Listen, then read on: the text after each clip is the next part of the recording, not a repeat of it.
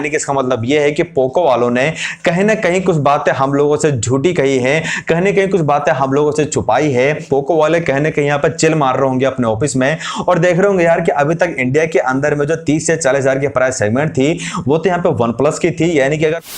इतना टाइम तो कर्ण अर्जुन को आने में भी नहीं लगा था जितना टाइम पोको की तरफ से पोको F2 स्मार्टफोन को आने में लग गया। लेकिन जब आज पोको की तरफ से officially Poco F2 pro launch हो ही चुका है तो काफी सारे लोग अब भी यहाँ पे कंफ्यूज है, परेशान है कि यार मैं खुश हूं या फिर मैं उदास हूं। तो चलिए इस वीडियो में हम लोग देखते हैं कि पोको ने आखिर क्या कारनामा करा है। राम राम, मैं नाम Ashish and welcome to tech talk jockey. तो सबसे पहला सवाल तो यह है कि भैया पोको F2 स्मार्टफोन किधर है। यानी कि आप लोगों ने बिना पोको F2 के ही प्रो वाले वेरिएंट को लॉन्च कर दिया। अब चलो ठीक है, कंपनी है, कुछ भी यहां पे कर सकती है, लेकिन जहां तक मुझे लगता है लॉजिक तो कुछ ऐसा बैठता है कि जो बेस वेरिएंट है यानी कि जैसे पोको F2 उसके साथ में या फिर उसके बाद में प्रो वाला वेरिएंट भी आएगा, लेकिन कंपनी ने पोको F2 के बारे में कोई भी बात नहीं करी और शायद से लगता है कि कंपनी को नाम के साथ में खेलने में कुछ ज्यादा मजा आता है और इसलिए कंपनी ने हमको पोको F2 छोड़ के पोको F2 प्रो यहां पे दे दिया है। अब आप में से काफी सारे लोग यहां पे जान चुके होंगे कि पोको F2 प्रो वही स्मार्टफोन है जो कि चाइना के अंदर में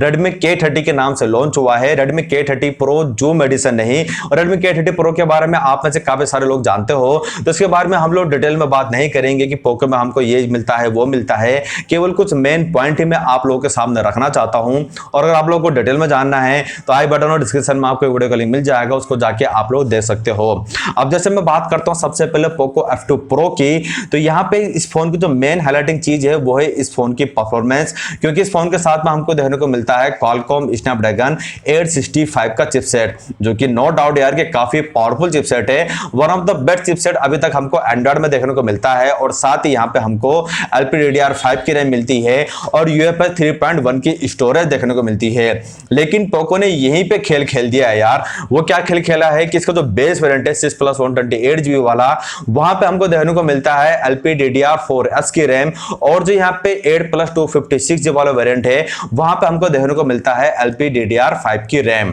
तो मेरा सवाल यह है पोको वालों से कि आखिर ऐसी कौन सी मुसीबत आन पड़ी थी कि आप लोगों ने एक ही फोन के अलग अलग रैम वेरिएंट में अलग अलग रैम हमको यहाँ पे दी है। अब इसका एक जो आंसर मुझे यहाँ पे लगता है वो यही हो सकता है कि पोको यहाँ पे जो अपनी टैगलाइन रखना चाहता है ना प्राइस की पोको F2 Pro की, वो कम से कम रखना चाहता है कि देखो यार हमने इतनी कम प्राइस में पोको F2 Pro के स्मार्टफोन को लॉन्च करा, फ्लैगशिप किलर ये स्मार्टफोन है और इसलिए जो बेस वेरिएंट है उसमें हमको LPDDR4S की रैम यहाँ पे देखने को मिलती है। अगली चीज जो मैं आपको बताना चाहता हूं वो है इस फोन का कैमरा। अब हालांकि इस फोन का कैमरा यहाँ पे बढ़िया है, क्वाड कैमरा हमको बैक साइड में देखने को मिलता है, 64 मेगापिक्सल का IMX636 वाला सेंसर मिलता है, 13 मेगापिक्सल का एक अल्ट्रा वाइड सेंसर मिलता है, 2 मेगापिक्सल का एक डेप्थ सेंसर मिलता है और 5 मेगापिक्सल का एक टेली माइक्रो सेंसर मिलता है। लेकिन अगर ये smartphone Redmi K30 Pro zoom edition होता तो यहाँ पे हमको माइक्रो कैमरे की जगह एक यहाँ पे टेलीफोटो लेंस दे दिया जाता और मुझे लगता है कि माइक्रो कैमरा को हटा के अगर टेलीफोटो लेंस आता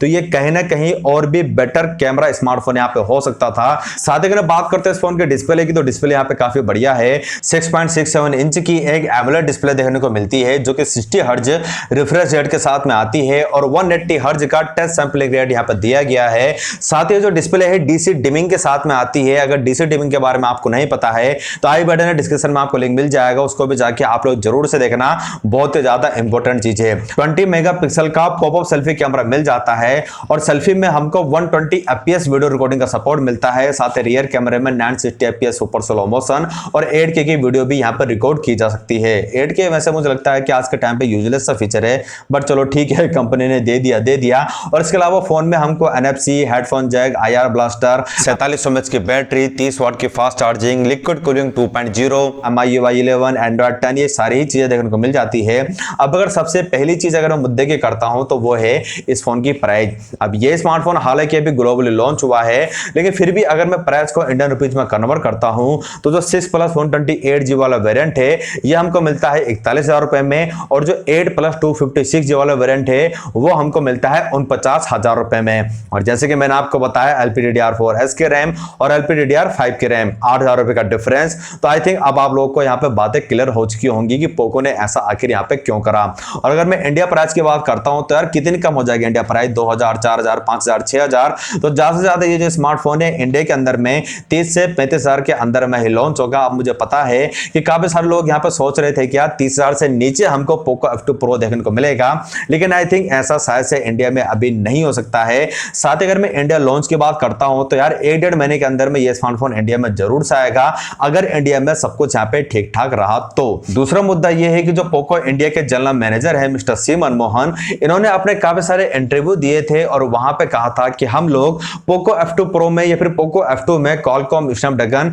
865 का चिपसेट नहीं दे सकते हैं, क्योंकि ये एक 5G चिपसेट है और अगर इसको देंगे तो जो प्राइस है फोन की वो काफी हाई यहाँ पे हो जाएगी और हम लोग पोको F2 को इतनी हाई प्राइस में लॉन्च नहीं करना चाहते हैं। लेकिन अभी तो यहाँ पे कहानी कुछ और ही बयां होती है। साथ ही मिस्टर सी मनमोहन ने यह भी कहा था कि आप लोग चिंता मत करो, जो पोको F2 स्मार्टफोन है वो यहाँ पे रिब्रांडेड स्मार्टफोन नहीं होगा, वो एक फ्रेश स्मार्टफोन पोको की तरफ से आप लोगों को देखने को मिलेगा। यानी कि इसका मतलब यह है कि पोको वालों ने कहीं ना कहीं कुछ बातें हम लोगों से झूठी कही है, कहीं ना कहीं कुछ बातें हम लोगों से छुपाई है। अब ऐसा पोको वालों ने क्यों करा है इसके बारे में तो मुझे नहीं पता, क्या पता यहाँ पे झूठी मार्केटिंग करने के लिए पोको वालों ने ऐसा कहा हो, या फिर इसका एक रीजन ये भी हो सकता है कि अभी हम लोगों को पोको F2 Pro देखने को मिला है, पोको F2 देखने को नहीं मिला है। और हो सकता है पोको F2 यहाँ पे हमको एक फ्रेश स्मार्टफोन देखने को मिले, लेकिन अभी तक जो भी सारी चीजें सामने आई है मुझे नहीं लगता कि पोको F2 हमको एक फ्रेश स्मार्टफोन देखने को मिलेगा। और अगर मान लेते हैं मिल भी जाता है तो कहीं ना कहीं यार वो स्मार्टफोन पोको F2 Pro के काफी नीचे यहाँ पे आएगा, यानी कि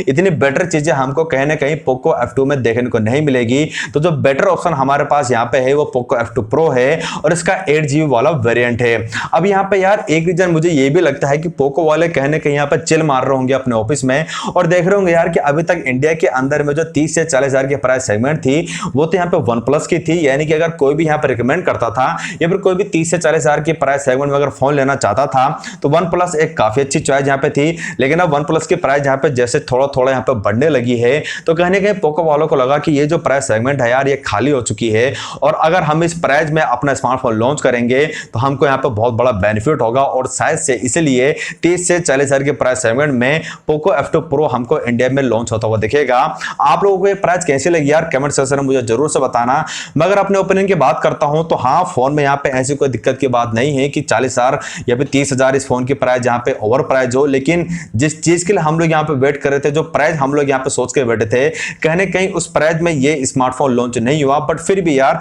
फोन के नाम को अगर हम लोग यहाँ पे छोड़ देते हैं तो फोन यहाँ पे बढ़िया है। मेरे ये ओपिनियन है, आपके जो ओपिनियन है कमेंट सेक्शन में जरूर से बताना। साथ ही ये वीडियो आपको काम की लगी है तो लाइक कर देना, शेयर कर देना और पहली बार चैनल पे आए हो, यहां तक पहुंच चुके हो तो किसका वेट कर रहे हो यार, सब्सक्राइब करके बेल आइकन दबा के ऑल पे क्लिक कर लो ताकि आप लोगों को हर नए वीडियो की नोटिफिकेशन सबसे पहले मिल जाए। मिलते हैं अगली वीडियो में, तब तक के लिए ओवर एंड आउट।